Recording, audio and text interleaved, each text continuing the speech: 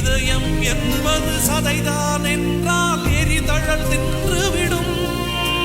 அன்பின் கருவி இதயம் என்றால் சாவை வென்று